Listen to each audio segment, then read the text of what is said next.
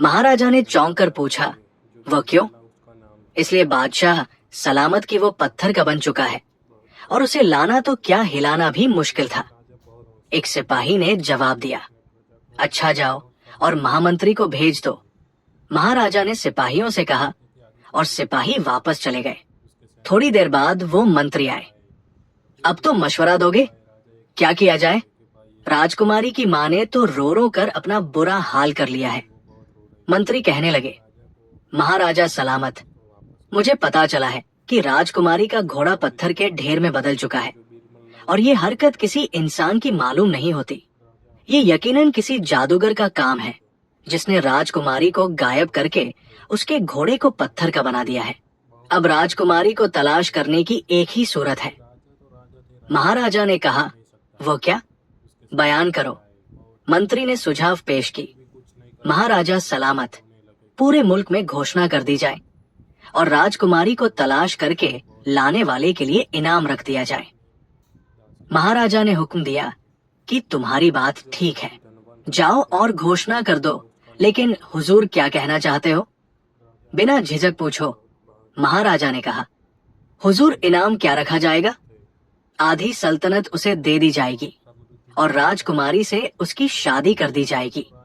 तुम्हारा क्या ख्याल है?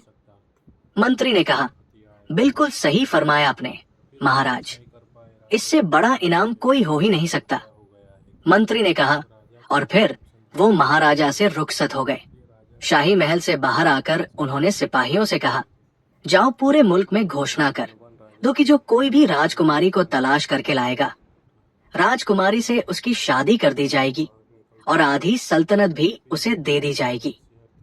मंत्री का हुक्म सुनकर सिपाही फौरन चल दिए और पूरे मुल्क में घोषणा होने लगी। वीरमदेव नाम का एक लड़का था, बड़ा ही बहादुर और साहसी।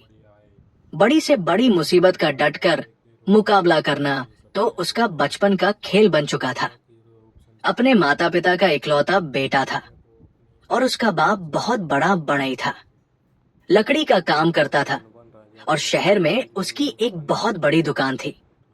वो हमेशा वीरमदेव को दुकान पर आने और कामकाज में हाथ बंटाने के लिए कहता, लेकिन वीरमदेव कभी भी दुकान पर नहीं जाना चाहता कि वो पिता की तरह एक बहुत कामयाब बड़ई बन जाए।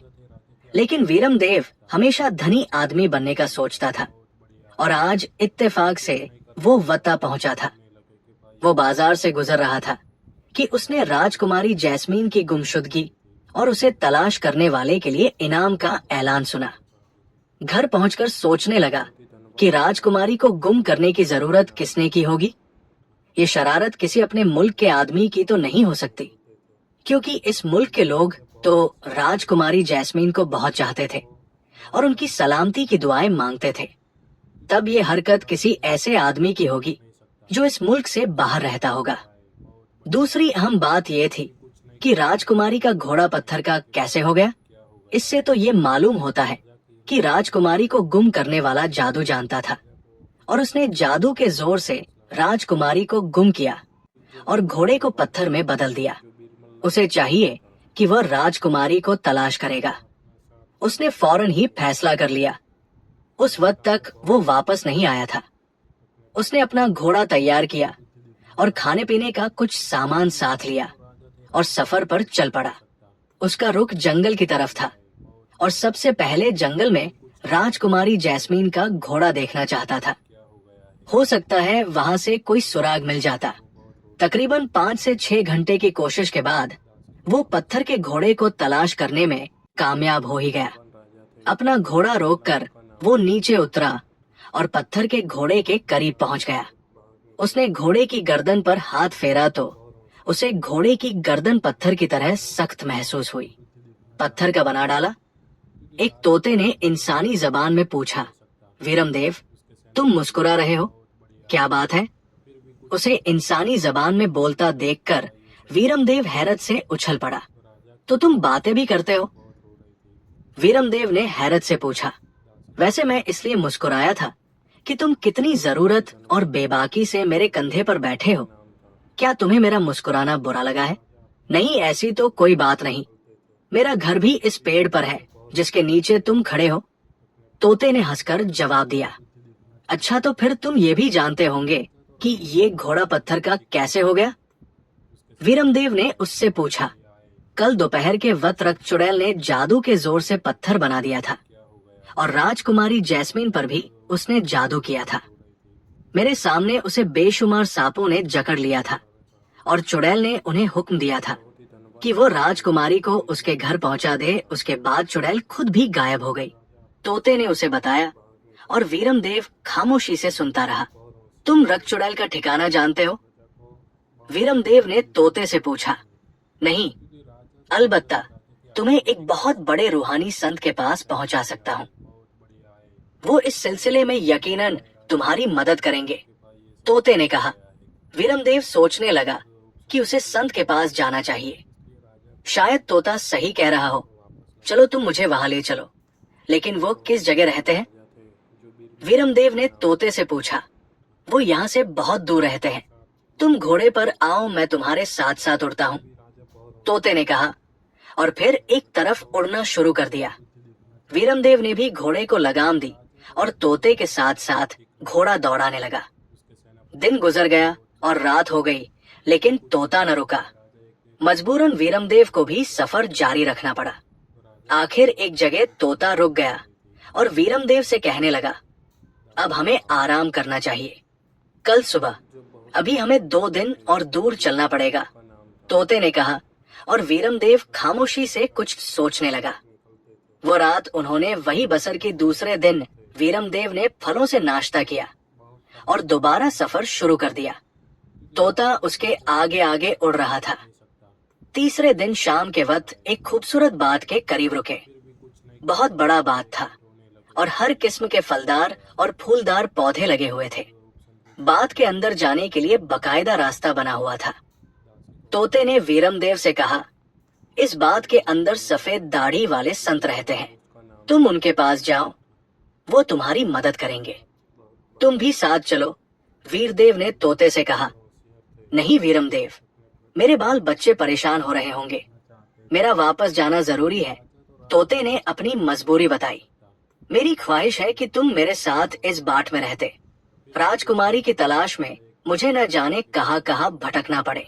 अगर तुम साथ रहे तो सफर आसानी से कटेगा, वीरमदेव ने कहा। अच्छा, मुझे मंजूर है दोस्त, तोते ने कहा। वीरमदेव ने उसका शुक्रिया अदा किया और उसे कंधे पर बिठा बाग में दाखिल हो गया।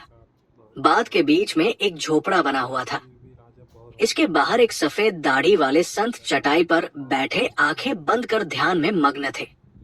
उनके नूरानी चेहरे से किरणें फूट रही थी। वीरमदेव संत के करीब जाकर बैठ गया और संत के ध्यान से फ्री होने का इंतजार करने लगा। तकरीबन 2 घंटे के बाद संत ने आंखें खोलकर वीरमदेव और तोते पर निगाह डाली और वीरमदेव उनकी आंखें देखकर डर सा गया। कबूतर के खून की तरह देखकर वो संत मुस्कुराने लगे। आओ बेटे वीरमदेव, मैं तुम्हारा ही इंतजार कर रहा था, संत ने कहा। संत की बात सुनकर वीरमदेव हैरान रह गया और सोचने लगा कि इतनी दूर बैठे हुए संत साहब को उसके नाम का कैसे इल्म हो गया और वो मेरा इंतजार क्यों कर रहे थे। लेकिन इससे पहले कि वो कुछ और सोचता, संत बोल पड़े, मुझे इल्म है वीरमदेव, रक्त चुड़ैल के पंजे से आजादी दिला सकते हो। भगवान ने एक काम तुम्हारे हिस्से में लिख दिया है। जी हाँ बाबा जी, मैं घर से सिर्फ राजकुमारी को छुड़ाने का इरादा करके ही निकला था और अभी तक इस इरादे पर कायम हूँ। मैं आपकी खिदमत में इसलिए हाजिर हुआ था कि आप इस सिलसिले में मेरी मदद करेंगे, वीरमदेव ने अदब से कहा। संत ने दुख भरे लहजे में कहा, मैं तुम्हारी मदद जरूर करूंगा बेटे। मुझे खुद उस मजलूम राजकुमारी पर तरस आता है जिसे चुड़ैल ने कैद कर रखा है। मैंने उसे बहुत बुरी हालत में देखा है, वीरमदेव ने हैरत से कहा। ओह, क्या आप मुझसे मिले थे? संत ने कहा, सारी दुनिया से मेरा ताल्लुक है, मैं हजारों मील दूर की चीजों को भी देख सकता हूँ। तो फिर भगवान के लिए राजकुमारी जैस्मीन का हाल देखें, वो किस हाल में है? वीरमदेव ने जल्दी से कहा। संत ने वीरमदेव से कहा, मेरी उंगलियों के दरमियान में देखो, तुम्हें राजकुमारी दिखाई देंगी। वीरमदेव ने संत की उंगलियों के दरमियान में देखा तो उसे एक बहुत बड़े कमरे का मंजर नजर आया जिसमें राजकुमारी जंजीरों में जकड़ी दिखाई दे रही थी और वो फूट फूट कर रो रही थी। अच्छा, अब तुम आराम करो, कल सुबह मैं तुम्हें हिदायत दूंगा, संत ने थोड़ी देर बाद कहा। और फिर वो रात वीरमदेव और तोते ने संत के झोपड़े में बसर की।